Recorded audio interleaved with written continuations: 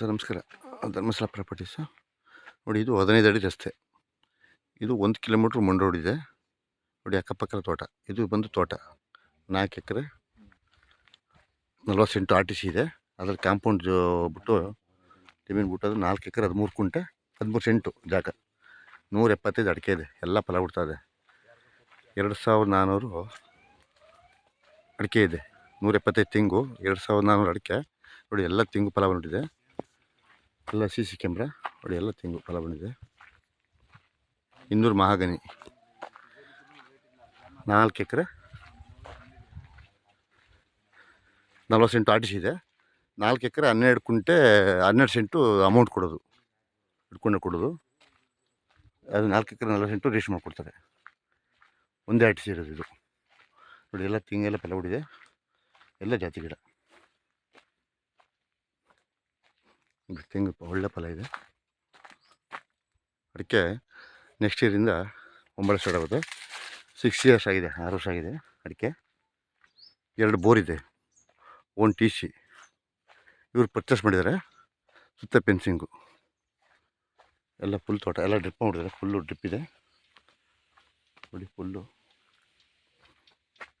Drip ಕೊಡ್ತದೆ.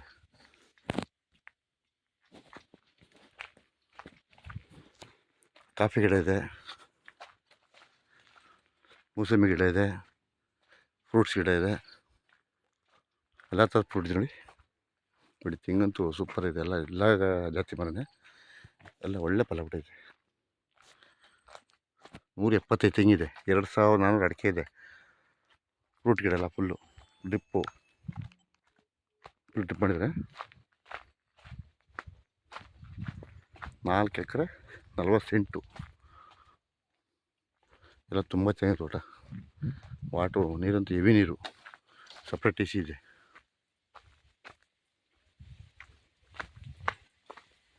Drip ಕೊಡ್ತದೆ.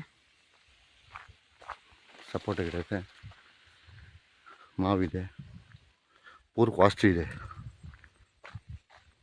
Full ತೋಟ. ರೇಟ್ ಬಂದು 2,15,00,000 ಹೇಳ್ತಾರೆ. 2,15,00,000 ಹೇಳ್ತಾರೆ. 2,25 ಹೇಳ್ತಾರೆ. ನೆಗೆಸಿಬಲ್ ಆಗುತ್ತೆ. ಎಲ್ಲ ಫುಲ್ ತೆಂಗು ತೋಟ, ಫೈನ್ ತೋಟ. ನವಿಲುಗಳು ಚೌಕ ಹಾಕೋರು ಬಿಸ್ಕಿಡ್ತೀನಿ ಜಾಗ. ಫೈನ್ ಜಾಗ ಮಾತ್ರ. ಎಲ್ಲ ವಾಟರ್ ಬಿಟ್ಟು